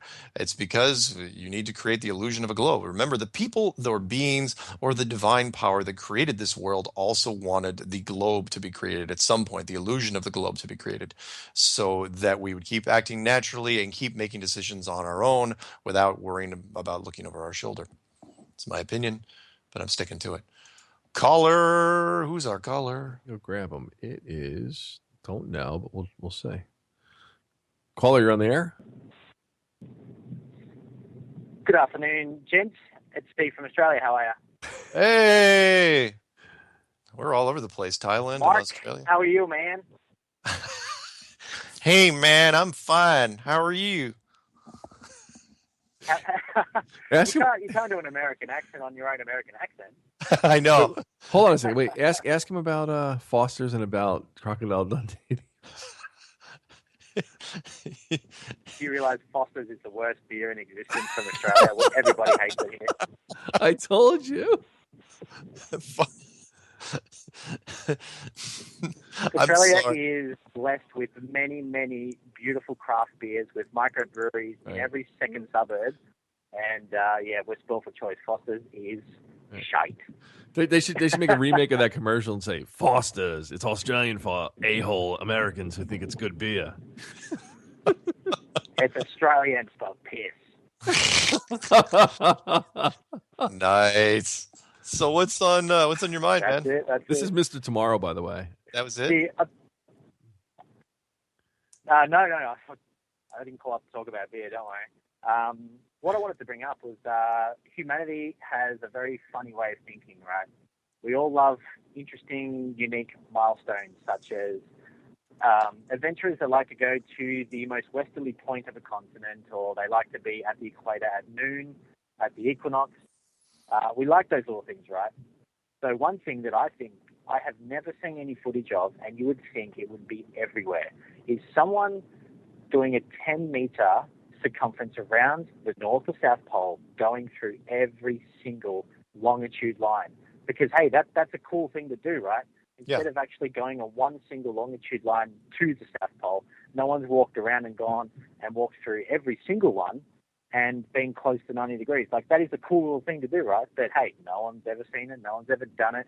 Everyone's got a different strange longitude line on their GPS, quote unquote, when they have a picture of it at the South Pole. So it's just such a strange thing people need to question why we haven't seen something like that. Because, hey, if I go to the South Pole, I want to do something fun like that. Yeah, like it. The other thing I wanted to also bring up too, and this is something that I haven't seen anyone talk about. I haven't seen Tiger Dan talk about it because this would bring him back into the flat earth. I haven't seen Jaron talk about it, and I reckon he'd be into it, is the fact that there are stars that are in everybody's own particular sky that they can see that are around 365 days a year that do not leave the sky. They move across the sky north to south, but they don't leave the whole sky. Now that just puts a big, massive fat hole in the heliocentric model, because that is impossible. Because at least at one stage of the year, that particular star constellation will be in your day sky, and at the other side of that year, it'll be in your night sky. So if you see it all year round, bang, goodbye heliocentric model, you are done. It is flat, and the sun circles around us. So keep that in mind, everyone listening. Have a look at some of the constellations in your own sky. Excellent. Good analysis. That's what I'm thinking about at the moment. I'm thinking about proofs, things you can actually tell someone to look up and think about. Because telling them there's not a curve, telling them to look at the horizon, that's a little beyond a lot of people's imaginations. Yeah. And if you can tell them there's something tangible in the sky that they can view at one night in December and then one night in July and still see it, there's got to be questions there. Excellent. Right on, man. Thanks, gentlemen. Hey, always enjoy the call. Thanks, buddy. Bye. Talk to you soon. Right on. Cool. Yeah, Australia. There you go. My favorite new test, of course, is the easiest one right now, which is the moonlight test, because I've just seen it more and more. And wait, which one? Not the cold hot thingy. Yeah. That Yeah. thing's still around. Oh, dude, Come it's still going. Rob Skiba had a guy. Oh. You never watched the beginning of our last show. What are you saying? Like you can melt ice cubes in the shade of the moonlight? No. They had a good old boy though with a point and click. Not one that you put in your ear, but a kind of an industrial one. I think it was made by Centec, and he just sat on the ground. Sat on the ground. He goes, look, I pointed at the ground here in the shade, pointed on the ground there. Took all of 10 seconds to do. Not even that. And it was in half moonlight, and even in half moonlight, it was like 8 or 9 degrees. And he goes, in the full moonlight, it's up to like 12 and a half, 13 degrees. And you can do it. And he goes, it works every time. Wait, in the moonlight it's warmer, in the shade it's warmer. In the shade, it's warmer. It's the opposite. The opposite of what happens in the sunlight. In the sunlight, we all know it's 100 degrees in the sun, and it's 90 degrees in the shade. But in the moonlight, it is, we'll say, 50 degrees in the moonlight, and it's 60 degrees in the shade. It's reversed, and it can't be, because the moon is supposedly reflecting some of the sun's rays. So at the very least, it should be slightly warmer or even neutral, barely noticeable. But it's the exact opposite. And you were on the show with me when I told people, because I'm going to take credit for this, where I said, what would be fun if you take a magnifying glass to the moonlight? Does it even get colder? And sure enough, that's what they're showing. You take a magnifying glass to it, and it even gets colder, and because you're magnifying cold light. I know it is weird, but it breaks down. So wait a minute. What if this is like cold fusion? Like, what if the sun is fission? Right? It's fission, isn't it? Fission, the sun. Fission, yes. Right. And what is it? Fusion. Okay. And what if the moon is cold fusion? Well, that's just it. The moon is self-illuminated at that point, because it's not going to transmute heat radiation into the exact opposite. That's like bouncing a heat lamp off your wall and trying to chill vegetables on the other side. I got to say this too, again, from being a photographer. I've seen all the types of apparatuses being lit up, whether it's a scrim, whatever, and reflected the same when you use a bounce. I can't figure out what the hell the moon would even be made of, that it's so luminous when it's a full moon on a clear night. Yeah, like it sits up there more like an LED light bulb. And it breaks down everything when you say that, because if it's glowing like you just said, it does glow. You could read a book in the friggin' full moon. Well, that's what I mean. If it's glowing, then what the heck were all those pictures of the astronauts of the moon on that dead gray surface? That surface wasn't certainly glowing at all. But the moon is actually glowing, and it's glowing with a radiation that is actually a cooling refrigerant. That's the only word I have for it. In fact, I was thinking of making a video called Flat Earth and the Freon Moon, because it's repeatable. This is the other thing too, though. If you ever used a bounce for photography or anything? No. All right, it's folded up into something. When you pop it open, it pops right open. It's a circle. Oh, okay. And you're basically just redirecting light back onto the model's face or something. Say the sun's behind her, like those white umbrellas. Yes, but it's totally flat. So say the sun's behind her, and of course you're going to get shadows on her face. Maybe you don't want to flash her full on, or you want to adjust your flash, but you put the bounce in front of her, and then the sun hits that and goes back into her face. Or you can use even silver, gold, whatever other more reflective material, depending on how harsh you want to control light. The point I'm trying to make is, to capture the sun, you have to sometimes turn that thing a little left, a little right, because it's never directly overhead like this, like high noon. Yeah. And you can totally miss the model's face and hit the wall behind her and other things. What I'm saying is, how come every time there's a full moon or any kind of moon, the sun at the angle that it's at going over the horizon, now I'm going by the round Earth model. Yeah. Where the sun is setting in that direction, it should be hitting the moon on an angle. The sunbeams should deflect the other way, not down back onto Earth directly. Yeah. Unless the sun is always diametrically opposed or in conjunction to the moon at that time. Yeah. You see what I'm saying? Like, I'm saying the properties of the moon, to me, doesn't look like a refraction or reflection of light. It looks like a glowing light bulb. It's its own freaking light source. Yeah. And again, once people kind of get their head around that, it breaks down everything else. Because then it's like, okay, well, why were we told that it reflects the light? Because you know full well that there's people in the higher echelons of power that know this, that they know that the moon actually generates its own light. But until point and click digital thermometers came out, and that haven't been out that long, the average person on the street couldn't test this. You know who could do that? My brother. I can call him up because he does construction, and they have all that heavy duty equipment. Yeah, I haven't tested it. And they have scanners with infrared heat on them. I can ask him this. Watch, well, you know, I know you didn't watch it because you were on it, but watch the beginning of the YouTube video from our last show.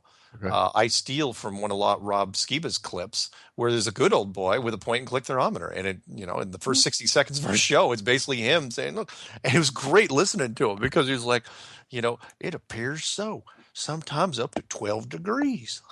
he goes, I don't know why it happens, but it works every time. It's like to where, like, he and his buddies, they actually do this on weekends for fun. They just, it's like they're sitting in the moonlight drinking and they just point and click on things. Look at that. Wonder why it does that. You know, it's like, because it opens up a whole new line of questions, which, anyway. Let me do a couple more. Do we have any more calls or can I read a couple? I don't see anybody here yet. Perfect.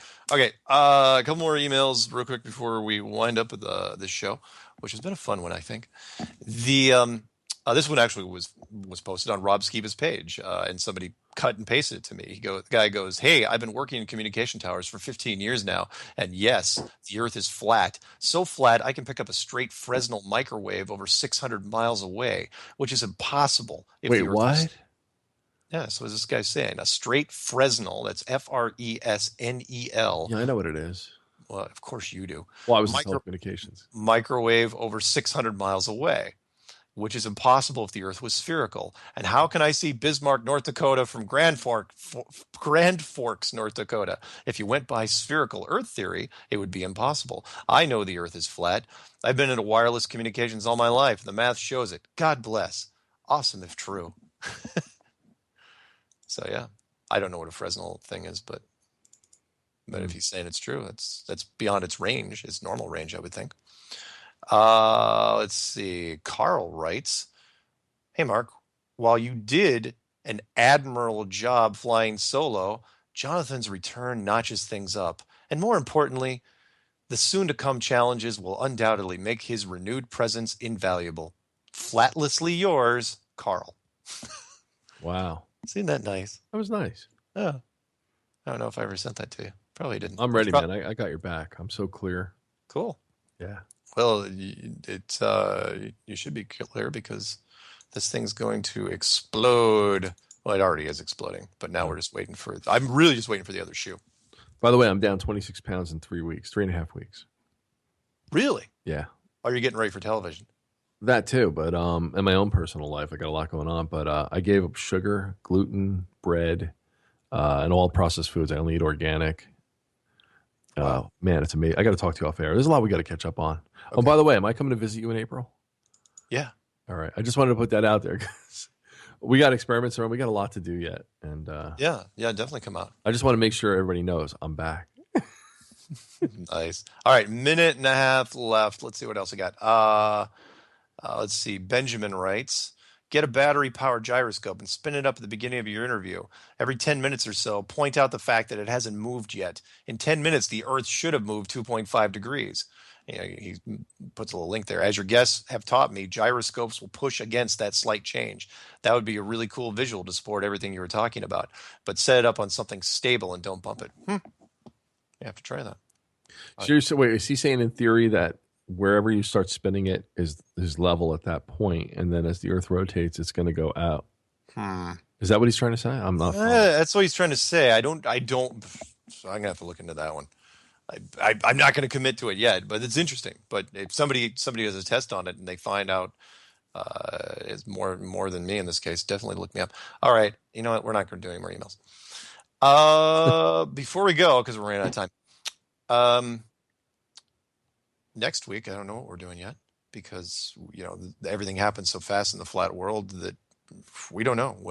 Who knows? The guy from NASA would come out next week. But anyone else wants to do a testimonial, please get a hold of me at msargent23@comcast.net, or just call me at 303-494-6631 and leave a message because I'm screening just about everything because my phone really doesn't stop ringing anymore. I'd love to have your testimonials. We've had a whole bunch of people from all branches of the military. We had international military tonight and a bunch of people in the professional sector. Thank you very much for Jonathan. Yes. Being back with me, and thanks for all. perceptionstalkradio@gmail.com if you want to get in touch with me. Right on. But don't call me and don't send me cookies. because I'm on a diet. Feel free to send me anything you want, though. Cookies, the T-shirts have been really fun because I get to wear them on Patricia's show because we're on video. Oh, that's cool. And any other Flat Earth memorabilia you want to try out. As long as I'm doing Patricia's show, I'll wear it or sport it or shamelessly promote it. Because why not, right? And so here we go. There it is. Until then, see you guys next time. See you soon.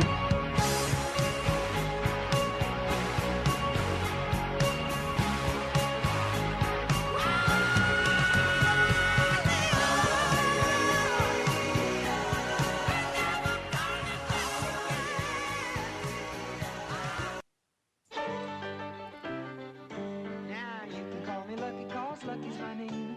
Singing and dancing, that's my game. I never did a whole day's work in my life, still everything seemed to turn out right. Like a grasshopper on a summer's day, I just love to play and pass the time away. 'Cause I was born 'neath a lucky star.